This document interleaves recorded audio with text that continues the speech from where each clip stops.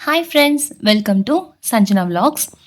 நான் வந்து 2 சவரன் நகை வந்து அடுத்த மாதம் வந்து மீட்க போகிறேன். அது எப்படி பண்ண போகிறேன் அப்படிங்கிறதுக்கான வீடியோ தான் இது.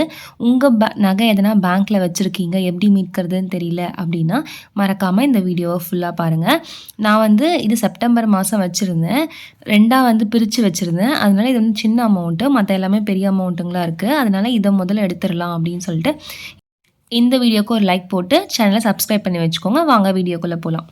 எவ்வளோ அமௌண்ட்டுக்கு வந்து வச்சுருக்கேன்னு பார்த்தீங்கன்னா 85,000க்கு வச்சுருக்கேன். 2 சவரன் நகை இந்தியன் பேங்க்கில் வச்சுருக்கேன். எவ்வளோ வட்டி வந்து வரும் அப்படின்னு பார்த்தீங்கன்னா 8.65% வந்து வட்டின்னு சொல்லியிருந்தாங்க.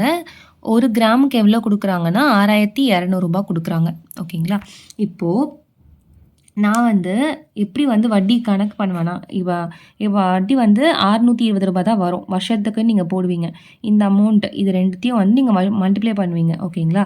85,000 இன்டூ 8.65% அப்படின்னு நீங்க மல்டிப்ளை பண்ணீங்கன்னா ஒரு அமௌண்ட் வரும். ஓகேங்களா. அந்த அமௌண்ட் டிவைடட் பை 12 அப்படின்னு போட்டிங்கன்னா, ஒரு வருஷத்துக்கான வட்டி வந்து நீங்கள் ஒரு மாதத்துக்கா மாற்றிக்கலாம்.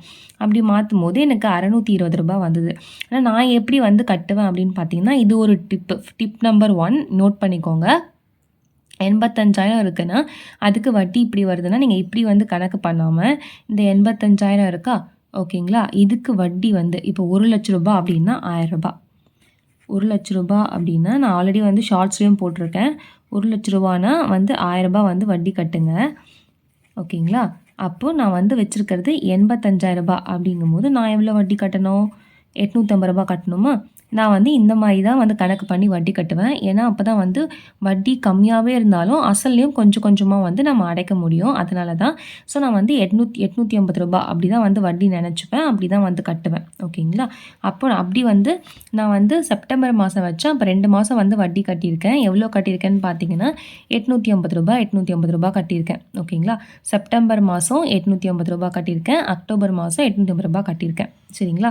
இது வந்து நான் வட்டின்னு தான் நினைப்பேன். அசலில் வந்து நம்ம இன்னும் கட்ட ஆரம்பிக்கலை அப்படின்ற மாதிரி விட்டுடுங்க. ஓகேங்களா. இப்போது இந்த அமௌண்ட் நான் வந்து எப்படி கொடுத்து நான் அடைக்க போகிறேன் அப்படின்றத வந்து சொல்லிடுறேன். இப்போ டிசம்பர் மாதத்துல வந்து நான் நகையை வந்து எடுத்துருவேன்.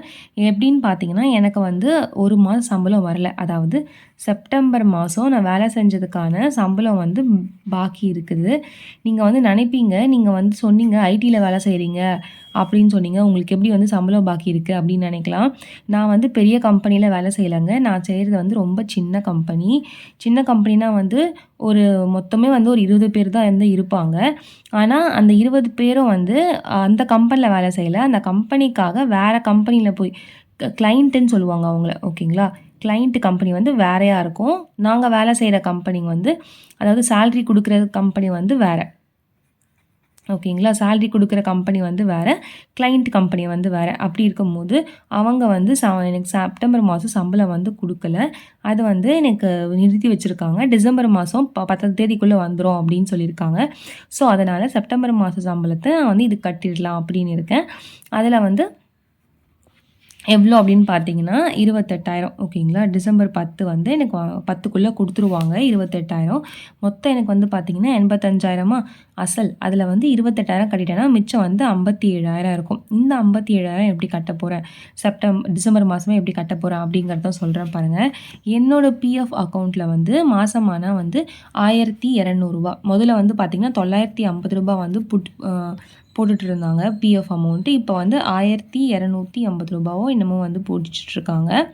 ஓகேங்களா. இது வந்து எனக்கு கொஞ்சம் ஒரு 2 வருஷமாக வந்து பிடிச்சிட்ருக்காங்களா, அந்த அமௌண்ட் வந்து எனக்கு பிஎஃப் அக்கௌண்ட் ரீசெண்டாக செக் பண்ணும்போது 30,000 இருந்ததுங்க. அந்த 30,000 எடுக்கிறேன். நீங்கள் வந்து நினைக்கலாம், எதுக்காக வந்து பிஎஃப் காசு எடுக்கிறீங்க? பிஎஃப்ன்றது வந்து லைஃப் லாங் பின்னாடி தானே வந்து தேவைப்படும், அப்போ பிற்காலத்துக்கு தேவைப்படும் அப்படின்னு நினைக்கலாம்.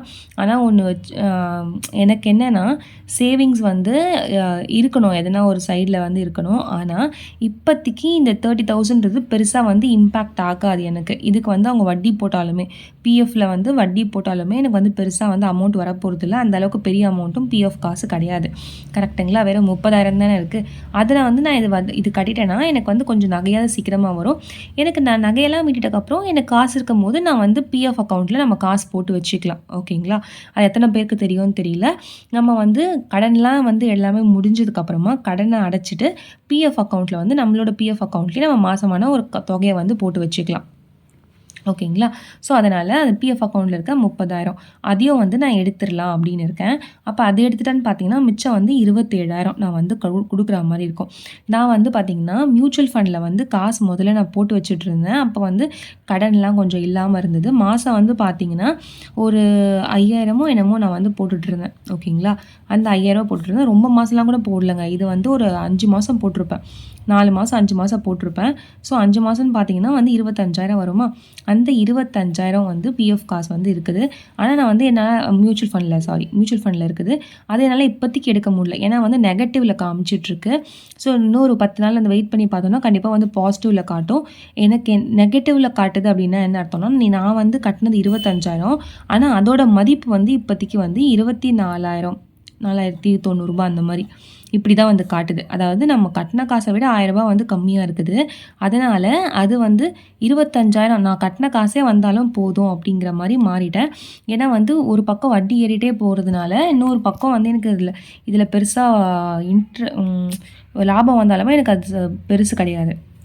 ஓகேங்களா. அதனால வந்து அந்த மியூச்சுவல் ஃபண்ட்லயும் போட்ட காசு வந்து 25,000 வந்துருச்சுன்னா, அத எடுத்துறலாம் அப்படிங்கிறதுல நான் இருக்கேன். அது எடுத்துட்டேன்னா கூட எனக்கு வந்து அந்த மாசம் சம்பளம் வரும் பார்த்தீங்களா? நவம்பர் மாசம் சம்பளம் வரும். டிசம்பர் மாசம் தான். அந்த சம்பளத்துலேருந்து ரூ. 2,000 கட்டிடலாம். நவம்பர் மாசம் சம்பளத்துலேருந்து ரூ. 2,000 எடுத்து கட்டிட்டா, நான் வந்து இந்த 85,000 வந்து மீட்டுடலாம் அப்படின்றதுல இருக்கேன். ஆ நான் வந்து சொல்றது இதுதான். நீங்க சேவ் பண்றது கண்டிப்பா முக்கியம். நான் சேவ் பண்றது வேணான்னு சொல்ல மாட்டேன். ஆனா, அத விட முக்கியம் கடன். ஓகேங்களா? அந்த கடன வந்து ஒரு பக்கம் இருக்கும்போது, நம்ம ஒரு சேவ் பண்றதுன்றது ஒரு மீனிங்லெஸ்ஸா இருக்கும். எப்படின்னா, இப்ப நான் சேவ் பண்றேன் ஓகே. அதுலருந்து அ அந்த சேவிங்ஸ்லேருந்து அமௌண்ட் வந்து கூடுதலாவும் கிடைக்கலாம். அ கம்மியாவும் ஆகலாம். ஓகேங்களா? இப்ப இந்த மாரி மியூச்சுவல் ஃபண்ட்லாம் பார்த்தீங்கன்னா, எனக்கு அதிகமா வந்துச்சுன்னா ஓகே. ஆனா கம்மியாகிக்கிட்டே போச்சுன்னா வேல்யூ, அது வந்து எனக்கு ஒரு மீனிங்லெஸ் தான். ஏன்னா இந்த பக்கம் நான் வட்டி வந்து கட்டிக்கிட்டே இருக்க மாதிரி இருக்கும். இந்த பக்கம் இந்த அமௌண்ட் வந்து கம்மியாயிட்டே இருக்க மாரி இருக்கும். அதனால தான் நான் வந்து சேவிங்ல இருக்கிறது எல்லாமே நான் எடுத்து வந்து போட்டுடுறேன். பிஎஃப் அக்கவுண்ட்ல இருக்க காசும் எடுத்தாச்சு, மியூச்சுவல் ஃபண்ட்ல இருக்க காசும் எடுத்தாச்சு. இந்த மாரி எதனா வந்து நம்மளுக்கு கடன் இருக்கு அப்படின்னா, முதல்ல கடன அடைச்சுருங்க. அதுக்கப்புறமா நம்ம வந்து சேர்த்து வச்சுக்கலாம். ஓகேங்களா? ஸோ, அதனால தான் நான் வந்து இந்த கடன அடைக்கிறதுக்காக முதல்ல இந்த நகைய வந்து எடுக்கணும் அப்படிங்கிறது நான் வந்து நெனச்சிருக்கேன். அதனால இந்த 2 சவரன் நகைய வந்து திருப்பிடுவேன். ஓகேங்களா? எப்படி திருப்புவேன் அப்படிங்கிறது சொல்லியிருக்கேன். புரியலன்னா திரும்ப பாருங்க இந்த வீடியோவ. இந்த மாதிரி கொஞ்சம் கொஞ்சமா தான் நம்ம வந்து திருப்ப முடியும். அதே மாதிரி இந்த வட்டி கணக்கும் வந்து பார்த்துக்கோங்க. நீங்க ரூ. 1,00,000 வந்து நீங்க வச்சிருக்கீங்க அப்படின்னா, ரூ. 1000 கட்டுங்க. ரூ. 2,00,000 வச்சிருக்கீங்கன்னா, ரூ. 2,000 கட்டுங்க. அது வந்து வட்டியா நெனச்சுக்கோங்க. அசல்ல கட்டுற மாரி நெனச்சுக்காதீங்க. ஆனா ஒரிஜினல் வட்டி பார்த்தீங்கன்னா, ரூ. 620 தான். நான் கட்டுற வட்டி பார்த்தீங்கன்னா, ரூ. 850 ஓகேங்களா? அப்போ 1 மாசத்துக்கே உங்களுக்கு வந்து டிஃபரன்ஸ் வந்து ரூ. 230 வந்துரும். அப்ப ரூ. 230 2 மாசம் வந்து எக்ஸ்ட்ராவா கட்டியிருக்கோம். ஓகேங்களா? அப்ப அந்த மாரி நம்ம ரூ. 230 கட்டும்போது வந்து ஒரு ரூ. 500 நம்மளுக்கே தெரியாம ஒரு எக்ஸ்ட்ராவா கட்டுற மாரி தானே இருக்கு. அந்த மாரி இங்க ஒரு வருஷத்துக்குன்னு பார்த்தீங்கன்னா, கொஞ்சம் ரொம்ப இல்லனாலும் கொஞ்சமாவது வந்து அ அசல்ல வந்து அடையும். ஓகேங்களா? அதே மாதிரி எப்பலாம் வந்து காசு இருக்கோ, அப்பலாம் ஒரு ரூ. 500 ரூ. 1000 எக்ஸ்ட்ரா சேர்த்து கட்டுனீங்கன்னா, இன்னும் கொஞ்சம் உங்களுக்கு சீக்கிரமா அடைஞ்சிரும். இப்படி தான் வந்து நான் கட்டுவேன். நெறைய வந்து கட்டுறதுக்கான பேங்க்ல வச்சிருக்க உங்களோட நகைக்கு எப்படி வட்டி கட்டி மீட்கிறது அப்படிங்கிறதுக்கான நெறைய டிப்ஸ் வந்து நான் வந்து நம்ம வீடியோல போட்டுருவேன். அந்த மாரி யூஸ்ஃபுல் வீடியோஸ் உங்களுக்கு வேணும்னா, ப்ளீஸ் சேனல சப்ஸ்கிரைப் பண்ணி வச்சுக்கோங்க. இந்த நகை மீட்டக்கப்புறம் நான் உங்களுக்கு காட்டுறேன். இன்னைக்கு வந்து தேதி 11 ஆகுது. நவம்பர் 11. இன்னும் ஒரு 1 மாசத்துல கரெக்ட்டா வந்து நகைய வந்து நான் மீட்டுடுவேன். சரிங்களா? ஸோ இவ்வளோதான் ஃப்ரெண்ட்ஸ் இந்த வீடியோ. இந்த வீடியோ யூஸ்ஃபுல்லா இருந்துச்சுன்னா, ப்ளீஸ் இந்த வீடியோக்கு லைக் பண்ணுங்க, ஷேர் பண்ணுங்க. மறக்காம ஹைப் குடுங்க. சேனல சப்ஸ்கிரைப் பண்ணி வச்சுக்கோங்க. Bye friends. Take care. Happy savings.